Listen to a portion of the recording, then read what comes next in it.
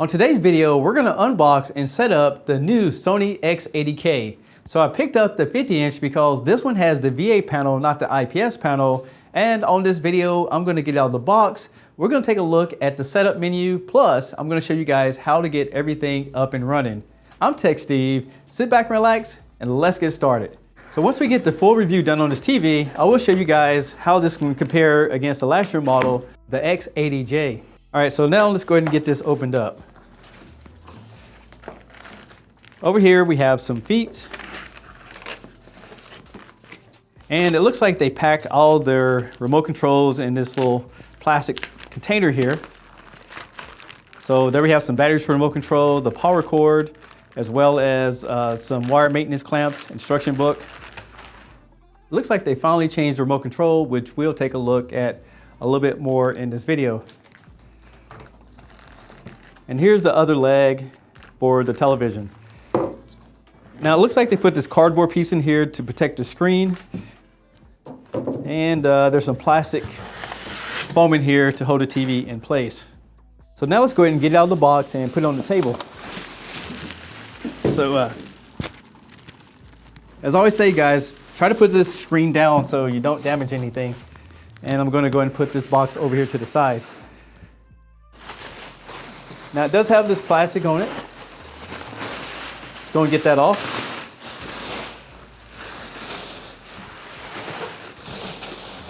And looks like they put a piece of cardboard on here to protect it. So let's go and get that off as well. All right, it's only just a couple pieces on here. Let's go over here and get the other side. And there we have it. So it looks like it's in pretty good shape.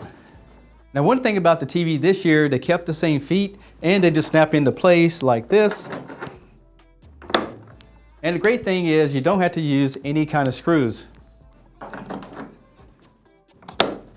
Now, besides the remote control, one thing I know they changed for sure is this one now has 240 motion, where the last year J series had only 200. So I'm looking to see how smooth this television is going to be. And if you look down here, the energy savings is around $21 a year to run this television. And before I show you guys the back of the television, I always put everything in a baggie and I always label the remote control. One thing I'm not excited about is that you still have these screw holes back here to mount the TV on the wall, but it still requires these extra screws. Sony, get rid of these.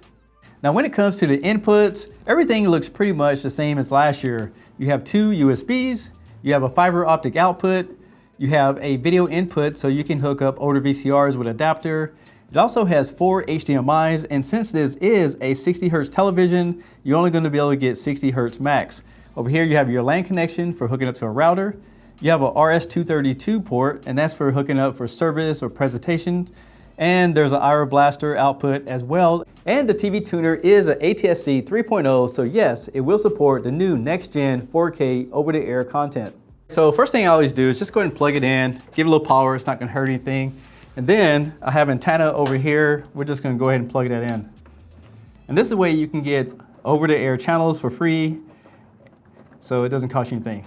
Hey Justin, hand me those cables. All right, thank you. So now what we're gonna do is we're gonna plug these into the HDMIs. So it doesn't matter which one you plug it into, is because they all are the same. So we got one right there, and we have another one right here. So now I'm going to go ahead and power it up so we can look at the setup menu and get everything up and running. The setup requirements on this television is to have an internet connection, a Gmail account, or have your Google Home application set up. You're going to need all the logins for all the apps you plan on downloading. If you plan on plugging any equipment in it, you're going to need HDMI 2.0 with HDCP 2.3, and you're going to need about 15 to 20 minutes of time to get everything up and running.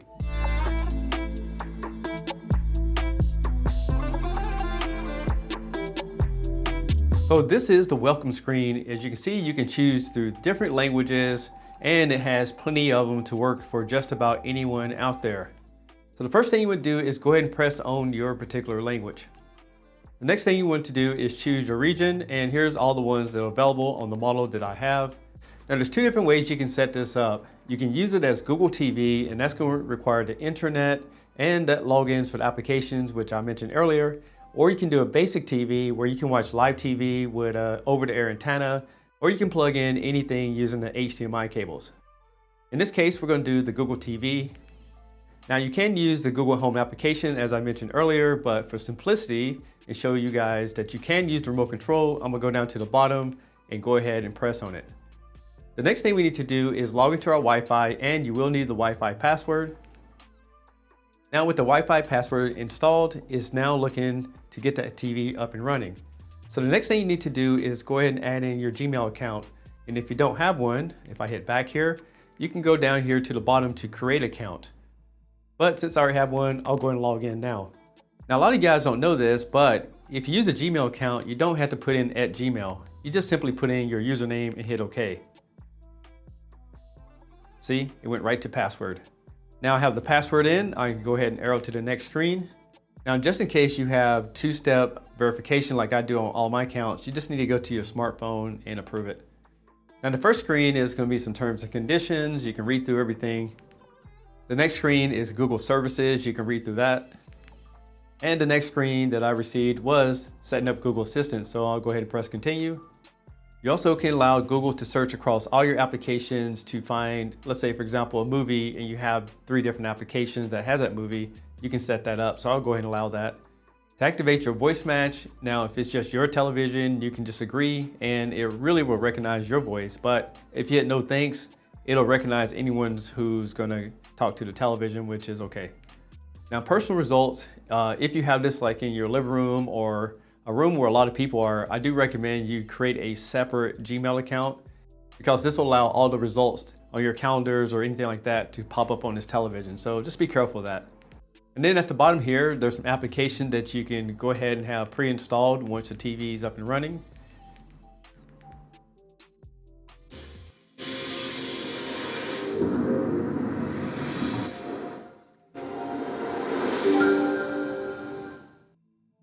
And then you get this intro screen.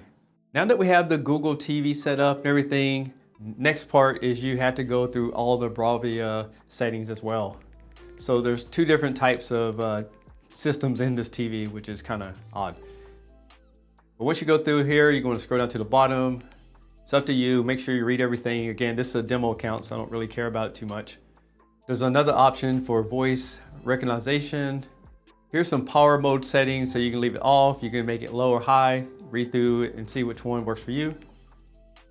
And this is where we can set up our devices. So earlier I did plug in an Xbox and a PlayStation.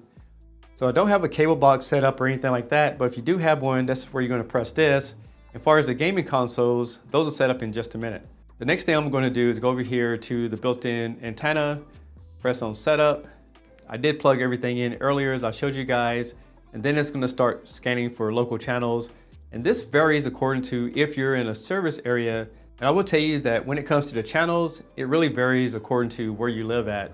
So if you're in a rural area, you're probably not going to get many channels at all versus the city. The auto programming is complete, and you can see that here in my area, it found 15 digital channels.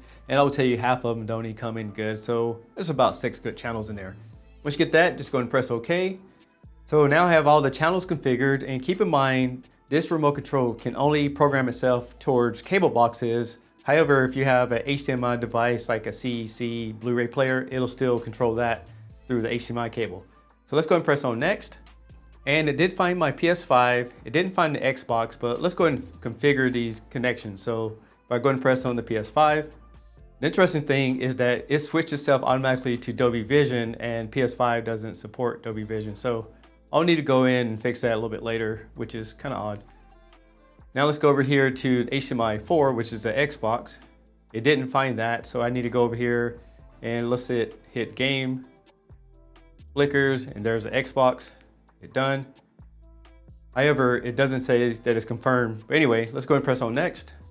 And we're gonna position the TV. It's on top of a stand right now, but if you wall mount it, you can change it.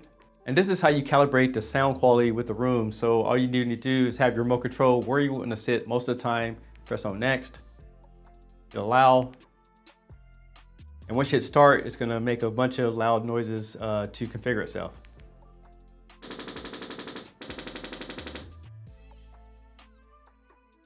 And there you go. Now the remote control is calibrated for the room. I'm gonna press on next. And if you want to, you can register it. I'm gonna go ahead and skip it. Again, I'm gonna skip that again. Now this TV will support Apple Home Play and HomeKit. I'm gonna go and press on next. You also can enable interactive TV. That's up to you, or you can disable it at the bottom if you need to. I'll just leave it on and then go and press next again.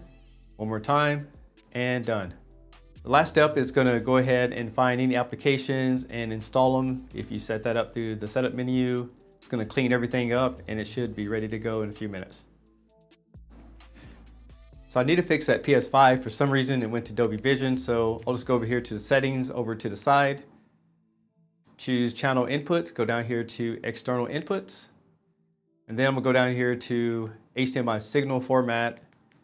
The PS5 was on input 3, and I need to switch this from Dolby Vision to enhanced. And that's pretty much it.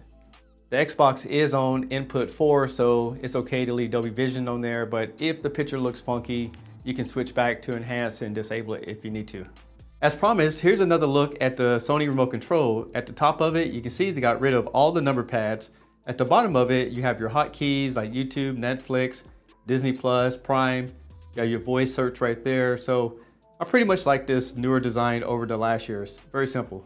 This video was all about the initial setup on this Sony X80K, and I'll have a full review on this television in the near future. So make sure you go ahead and give me a thumbs up, subscribe to my channel, and I'll catch you guys on the next one. Peace!